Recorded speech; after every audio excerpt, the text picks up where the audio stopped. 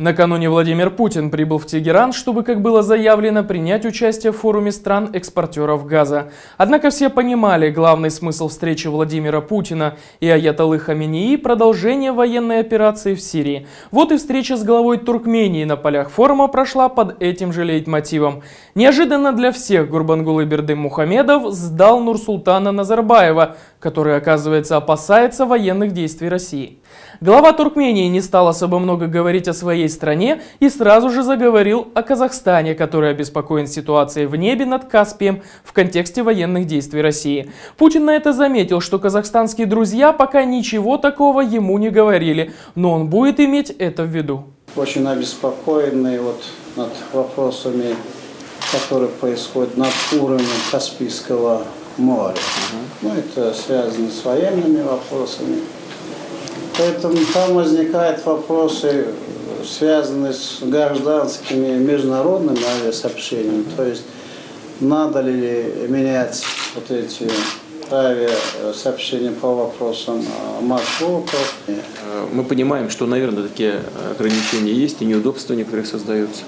Но мы с вами знаем, что все усилия, которые предпринимает Россия по борьбе с терроризмом, они ложатся бременем прежде всего на Российскую Федерацию, я имею в виду материальную даже составляющую. Террористические организации, такие как так называемая ИГИЛ, Джабхат ан-Нусра и прочие, и же с ними, они не щадят никого, они занимаются зверствами натуральными, не щадят в том числе и гражданские суда, имею в виду гражданской авиации.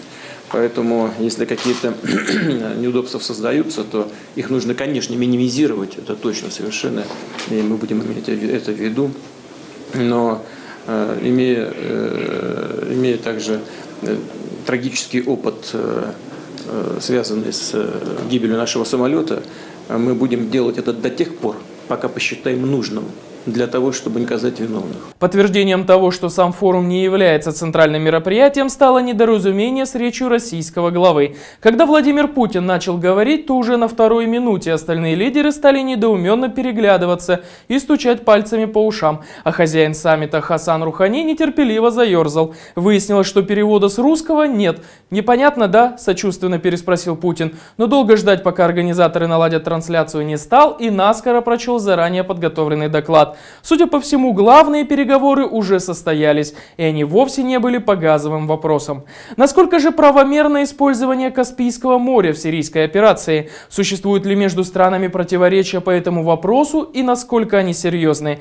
Мнение профессора кафедры международного права МГИМО Дмитрия Лабина. На этот счет не имеет никакой юридической почвы.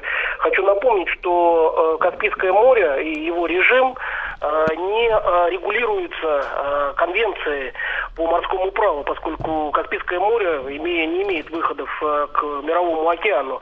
И, в общем-то, исторически сложилась ситуация, когда два ключевых в этом отношении документа действуют. Это соглашение двустороннее между СССР еще и Ираном. Первое соглашение между Советской Россией и Персией 21 года и 40 года соглашение СССР и Ирана, которое как раз и решает этот вопрос. В частности, с точки зрения мореплавания, то у российской стороны есть абсолютная свобода и мореплавания в Каспийском море, в том числе и военных кораблей. Поэтому здесь никаких юридических барьеров нет, и все было сделано безупречно.